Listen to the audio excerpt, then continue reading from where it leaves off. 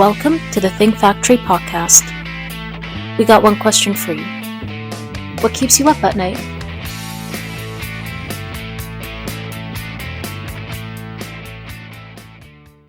Welcome back to the Think Factory podcast, powered by OGC Solutions, and I'm your host today, Chris Santamassimo, for the second on-site podcast recording of today, which I'm pretty excited about. And now in Rochester, New York, with Carin Laniak. Carin is the president of Excelsus Solutions here in Rochester. So welcome to the podcast. Thank you. Thanks for having me.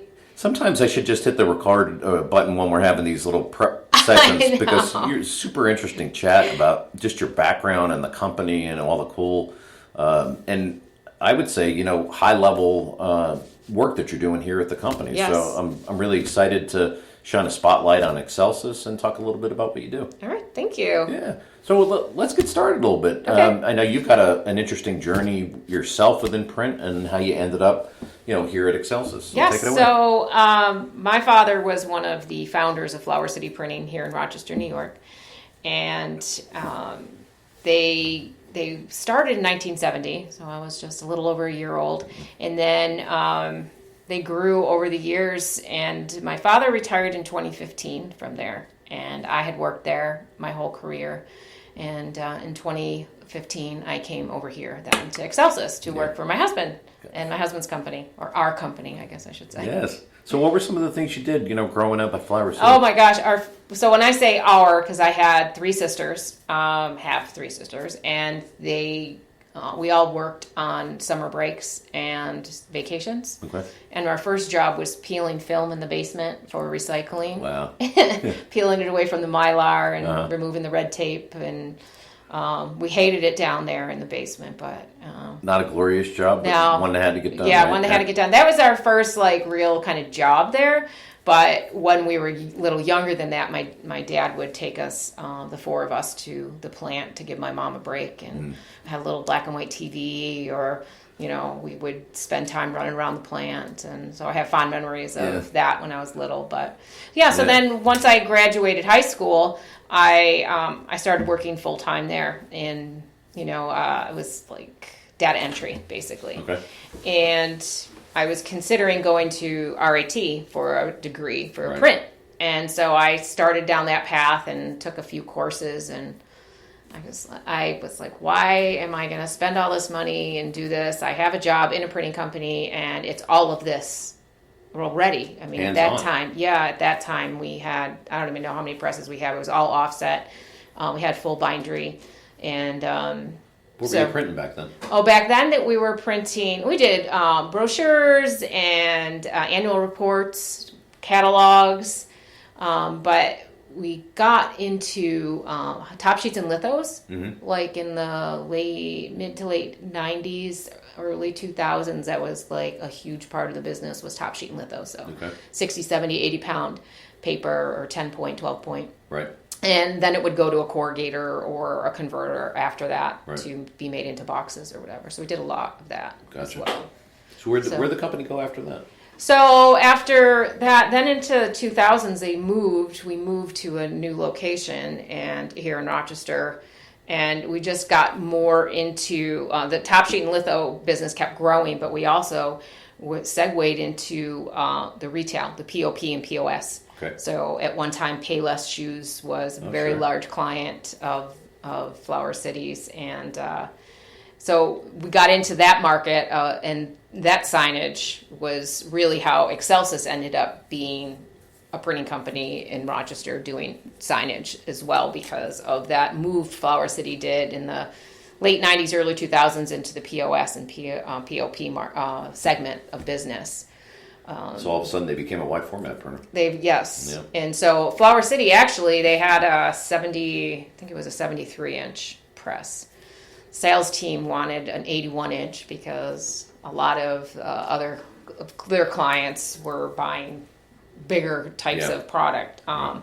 But we did really well in the 73-inch press and under. So we had 73-inch, 64, 60, 48, 40, 36. We had all those presses. So there was 9 offset presses at the height big operation for sure. It was, yeah, it was, yeah. So how'd you venture over here to Excelsus? So when my dad retired in July of 2015, he was the last founder to have retired, and then there was another partner, and he had taken on the business, George Shar, and so he ended up being the sole owner of the business. And with my dad gone, it wasn't the same for me, So I decided when my husband started Excelsus in 2005, I had wanted to come here, but at the same time, my career was really starting to take off over there in leadership. Okay. So I thought I really want to be a leader in this company right now. So I stayed at Flower City and did management there until I left. But when my dad retired and it kind of wasn't the same for me anymore, I thought, okay, now's the time to head over here. Dad's not there. Yeah. I mean, it was for the most of my career over there and for most of the other children of the owners, because again, it wasn't a family business, but there were multiple people that had families in the business. That makes sense. So the other partners had kids in there as well. And it just changes when your dad or your mom, your parent isn't there anymore. You do a good job. You do a good job, first and foremost, for your dad. You don't want to let him down or embarrass him or make mistakes. And then, when he's not there, that kind of motivation goes away a little bit. And you're like, well, am I really where I need to be right now or want to be right now? Yeah. So I jumped over here in January 2016, and so I've been here. Never looking back. Right? No. I know that you are just getting involved in Women in Print, which is a great group that promotes women in the industry, obviously.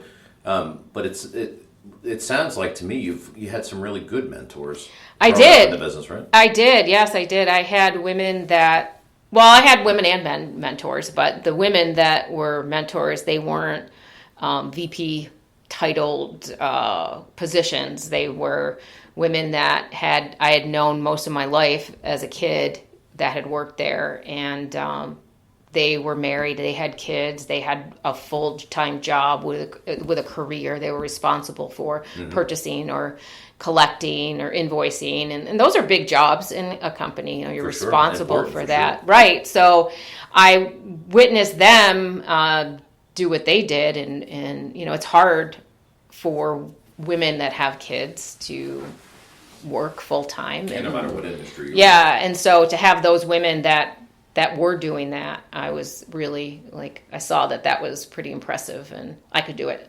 So yeah, if they can get it done. If they can get it done, I could do it. And then I aspired to leadership I became at Flower City in 2000, I think it was, 1999. I got my first real leadership role there. I was asked to lead the bindery or finishing department. At that time, there was over 40 employees, 3 shifts, and many refugees from what was that? Serbia? What was it? The Yugoslavia? Bosnia. Yeah. So many didn't speak English, so we had to have English classes for them on site. But I did that, and I didn't want to do it because I didn't think I was qualified to do it. But the leadership said, we think you got it, you can do it, and give it a try. So I kind of went in kicking and screaming a little bit. Yeah.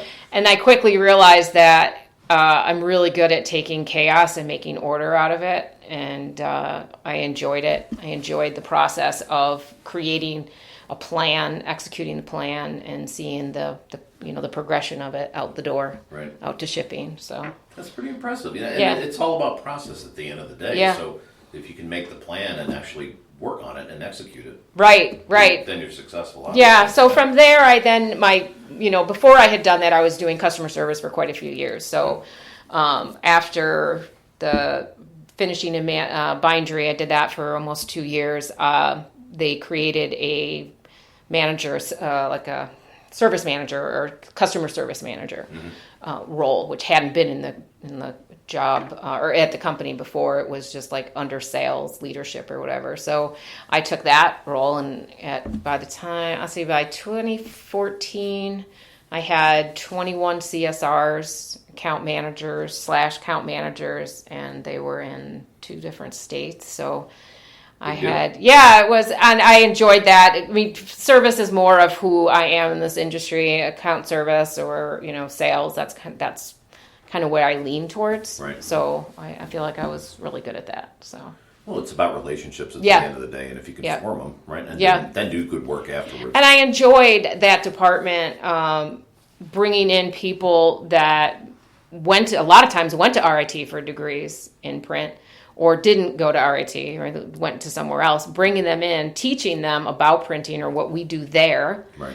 And then watching them move through their career, whether it's staying as CSR, moving into an account manager role, going into sales, or going into some other different direction in the company. Right. So I enjoy that process of teaching, training, mentoring, and then go off on your own, let's see where you go. Yeah. Well, in fact, that's how you and I got together. I saw a great, production you had done, a video about all these topics. Yes, thank you. Printing United, it was fantastic. Yeah, I had a great time with Denise on that. Yep. Yeah. Yes, and obviously your focus on leadership is what is helping this place as well. Yes, sure. I do. I don't know what it is about my personality, but I do. I can't. It hit me probably about 9 years ago. I was sitting around a table, and everybody, it was a print project, big project, and everybody, okay, we need this to happen when this is going to happen, and in order for that to happen, this happened. So everybody is like, it was almost like they're pulling out their hair, and like, how are we going to do this? And it just hit me that we'll figure it out. We always figure it out. Yeah. It always works out, right. So, and I've just started to, not just started, but when those scenarios come up, we've got a big project, it's like, first of all, it's going to be okay. Yeah. Right? We're going to figure it out. Yeah. So let's just put that on a shelf and let's just stay calm and do the steps we know we need to do. I think you're right. At the beginning of a crisis, not that it's not a bad crisis, it's a good crisis. Because now you've got a new project to work on. Right. It's all about a calm voice and breathing a little bit and breaking it into little pieces, and after that everybody seems to get on the train and do what they have to do. It's funny that the ones that are like, well, but if they don't give us this by this time, we're not going to be able to do it. That's great, because then it's on them. Yeah, exactly. That's perfect, right? If people are breathing so heavy they don't realize it. Right, because they're thinking about how it affects them or their department, as opposed to stepping back and just seeing we can only control what we can control. Yeah. Right. So I'm only going to worry about what I can control. And then you let the client know, in order to meet this schedule or to do this amazing thing, these are the things we'll need from you. Yeah. And, and then a lot of times it's still give and take. Well, okay, what if it's a day late? We got it. It's fine. But, so I was at that meeting and it just clicked. And I was like, okay. How many of these have I sat at over the years, and it always works out? Yeah. It does. It just works out. So. Yeah, but people are into it. When they're passionate and they want to make sure they deliver for the customer or for you. Yeah. They're worried, I'm sure. Yeah. Well, that's why I think having that person that is removed from the emotion of how is this going to get done to first, we've got this, right? And then going around the room and, you're the press room guy. What do you need and by when? And the purchaser, what do you need and by when? Like, okay, let's start to create a timeline. Let's start to create a plan. Yep. And we'll execute from that. Yeah, people figure it once they see it on paper, and then it makes them relax a little bit. Yes. It's the spinning sometimes. You get in your own head. Right. Or you can easily, if one department is more concerned than another department, and then, you see that department kind of freaking out a little. And you're like, so it's just, everyone stay calm, right? Well, you need the conductor to get that's a good point. Yeah, that is kind of how it feels like sometimes. Yeah. And everybody's got to play together the right way. Everybody's got to play together, and everybody that's invited to that table, wherever that table is, is qualified to be at that table, right? Like, you are our company expert in purchasing. These materials, and the timelines, and you're the expert in the press room, and you're the expert in pre-press. And so, we are all one big machine. So what each of these experts need or are concerned about with this project, and then we can move from there. Like, everybody will look at the art or look at the project and weigh in on how it may affect their department. Mm-hmm. What questions do we have to ask the customer? Let's all get them out on the table now, so we're not peppering them every day with And it's 10 a little bit questions. like any business, it's systematizing, right? Yes, if you've exactly. got a process and all you got to do is plug the dates in, or all you have to do Right. is, adjust for that particular job, whatever industry. you're in. Right. It's mostly timing. It's right? a repeatable process. You Yeah. know how long it takes to do X, Y, and Z. Right. Yeah, but to your point about being a leader, that's really the leader's job, is to get everybody relaxed first and Right. on the same page, right? Right. You know? Right. And not, I try to not, I don't know, the only word that's coming up for me right now is to poo-poo somebody's concern. Like, if somebody's concerned, a department's concerned about it, not say, oh, that's, don't worry about that, it's going to be fine. It's like, oh, okay, I hear you. I hear that that's a concern for you. I'm going to make a note of that. And, and validate that what they're bringing up is important to the conversation as so, well, you guys got plenty of time to do your job. Don't worry about it, Right. So. Yeah, I think if you don't validate folks like you're saying, they'll eventually stop talking. Right. That's right. Because they think they're just going to get shot down. Right. Or embarrassed, right? Most of the time it's embarrassing, and I don't want to do that to people. I would probably add that to your leadership list too. It's about the respect and validation for all the team members. Yeah. Right? Yep. 100%. Everybody takes cues from the leader too, right? Right. Because if you poo-poo them, everybody else sort of thinks about them as, that's not important. Right. Right. Jim is just worrying again. Oh, there's that. Yeah. Well, I think that's super important. It really is. And, what are some of the other challenges in terms of being a leader at a company like this that you encounter and that you've been able to get past? So, I think this is a new role for me. Mm-hmm. I talked about in the podcast with Denise that, I had been taught and told for many years, even at my Flower City days, to be presidential, act presidential. And I thought, oh, am I going to be the president here someday? Well, maybe not here, but maybe somewhere, right? I mean, who knows? But carry yourself that way now, right? Like, be the last person to leave the office. Do the things that presidents do. And but the one thing that one of my mentors had said is, you'll know you're the president, you'll know you're the VP of sales when you have trouble sleeping at night. Mm-hmm. Right? So when you can't just leave it at the office. No, you can't, because there's so many important parts of the business.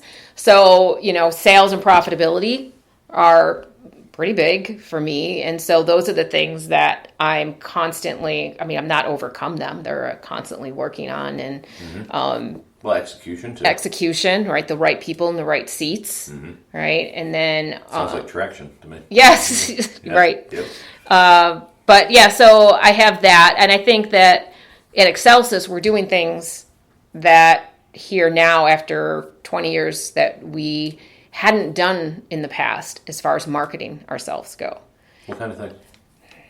Just creating brand awareness? Creating brand awareness, yeah. Like looking at, most of the time, like you have a website, it's like, you're trying to call somebody, they'll go look, they have a website. They exist anywhere or on the web. Right. But more than that, having the presence of LinkedIn and Facebook and Instagram to create this brand awareness as well, which is something that we didn't really do because we're like, well, our customers are going to see that. I don't know. I'm not friends with my customers on social media, so I don't know where. You may not be friends on Facebook, but LinkedIn maybe you should be. Right. And so we just didn't.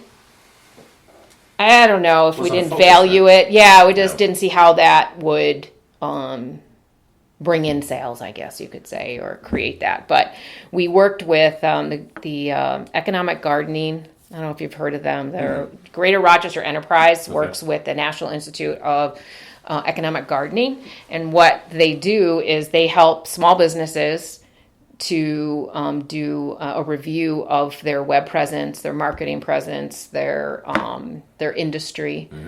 And what they do is they come back with 4 individual reports for you. And it's all free for us because this Economic Gardening Institute gets paid by the banks and the other local industries or the bank that want to see growth in their area. Right. So when a company grows, we add employees and then, we spend more money and more banks and all that. Everybody does better when a small business grows. So their focus is on helping small businesses grow. And we don't have I don't say we don't have, but we didn't put towards the budget to do marketing like at a level that we haven't done before, I guess. Yeah.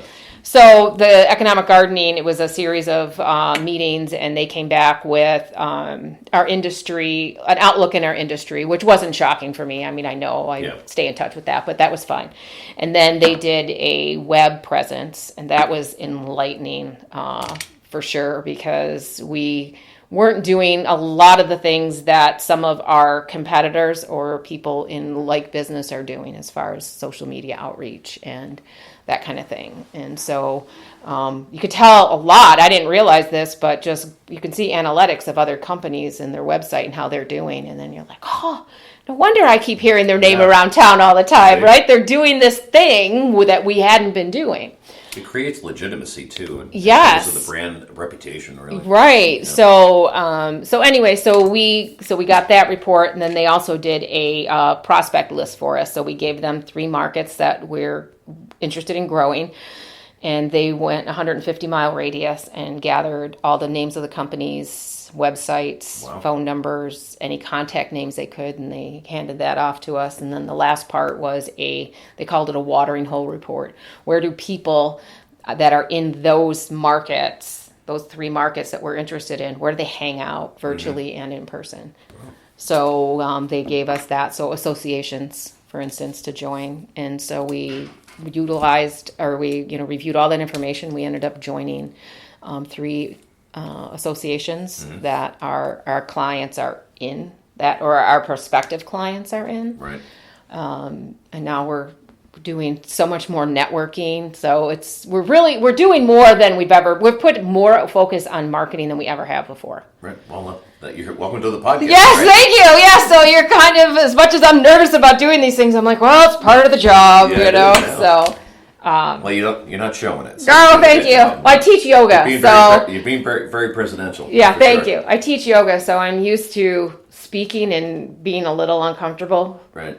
At the same time. Oh, but you have the passion. You're talking about your business that's succeeding and growing. So back to one of the questions you asked me before we started recording was the markets, or what markets are we going into, or maybe what we found, maybe moving in a different direction. And so we really like providing signage to the retail market, CPG, and the retail stores, grocery stores. That'd be very satisfying. It is. Work, right? It is. And then you see it up in the stores, and you have pride, and the employees will go, oh, I saw that, I worked on that, and they show their family.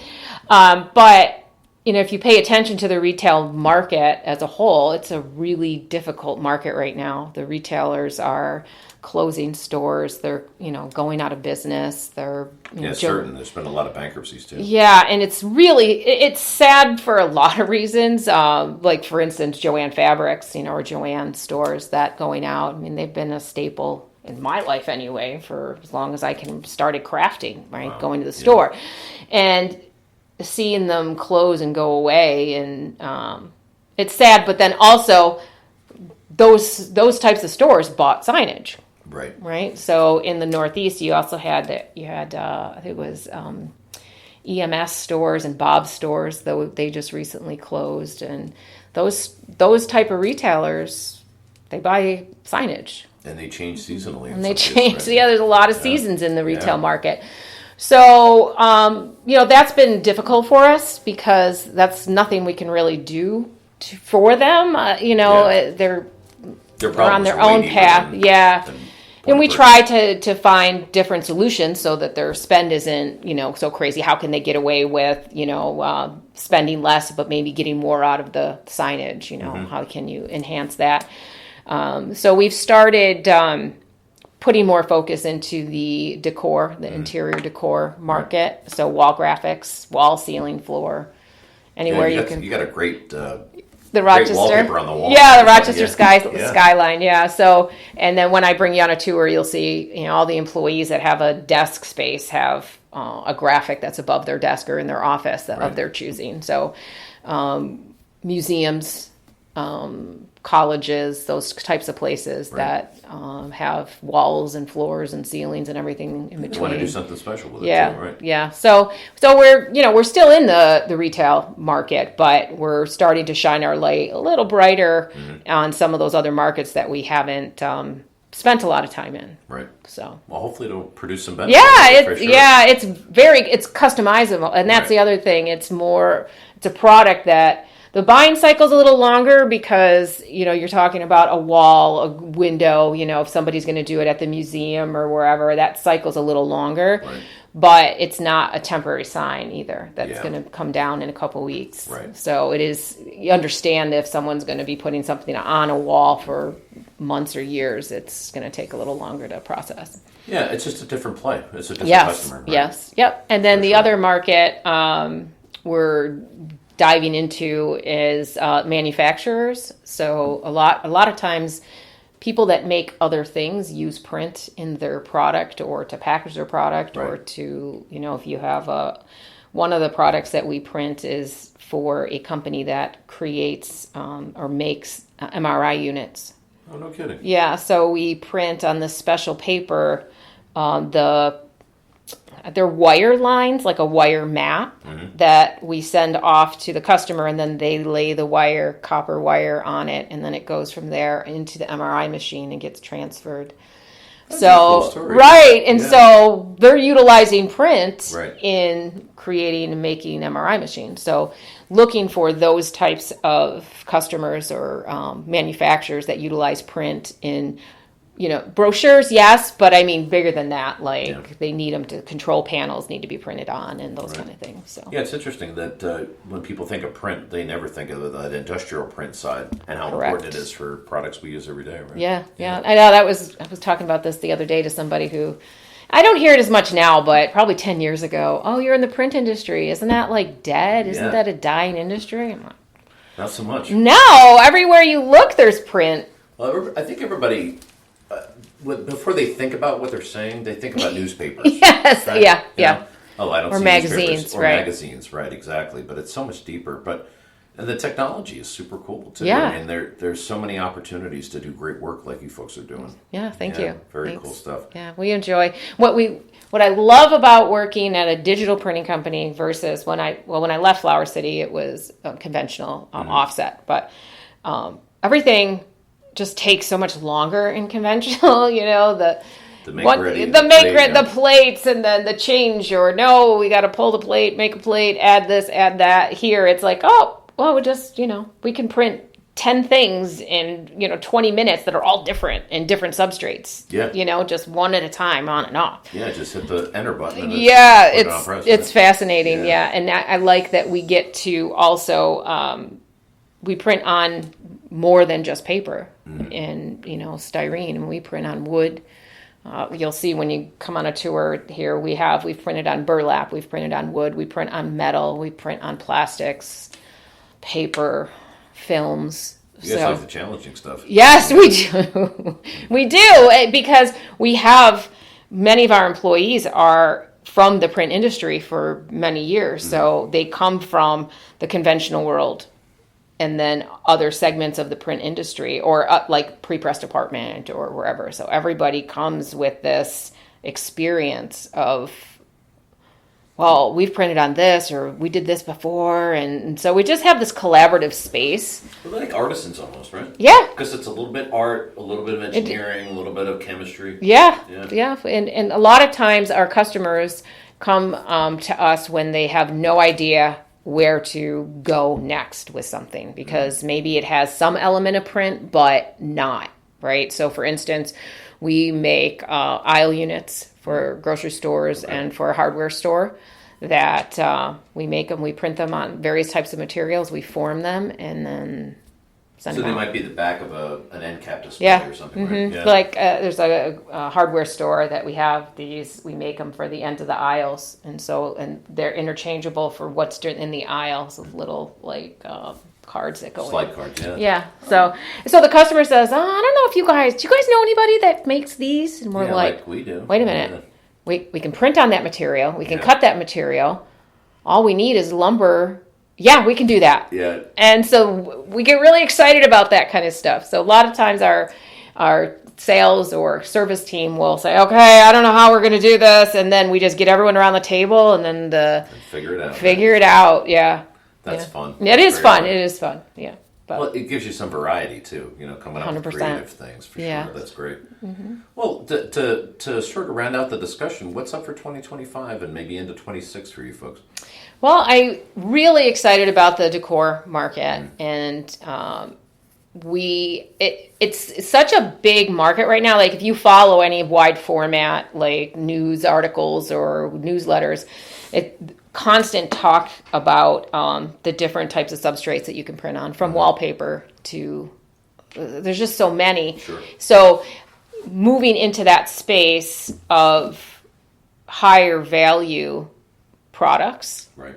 that are going to be around for a while, and how we can achieve a customer's goals through all the different types of materials that we can print on. So it really gives designers sort of an edge because they can almost customize in some cases, right? Yeah. We just would need, the hardest thing that we don't really work with a consumer yet, and that is not opposed to it. But it is a whole different workflow.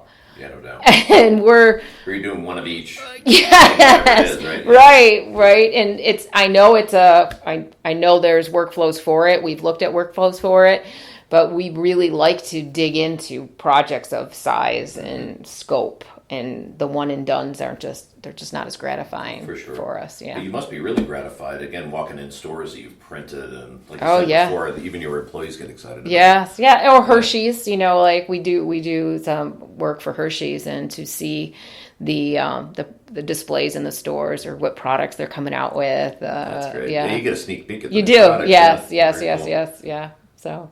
Well, this has been Yeah, great, so Carin. decor, I think that's where our focus is. That and manufacturers, and hopefully the retail industry will strengthen. And it's not only a lack of sales for printing companies with the signage, but employees are losing their jobs and vacancies in buildings, and it's just it's sad all the way around.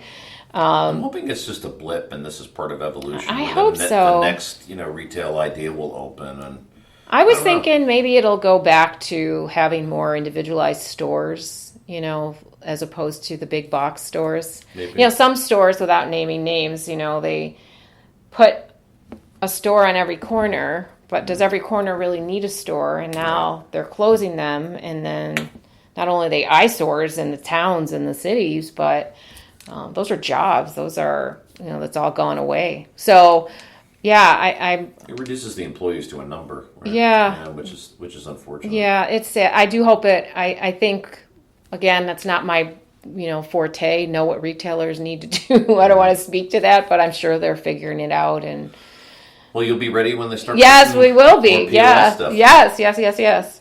So, Carin, it's been such a pleasure. Oh, thank you. And I wish I could share with everybody that listens about the excitement and the energy that you emit. So, thank you. Yeah, definitely. And you want to talk about being presidential?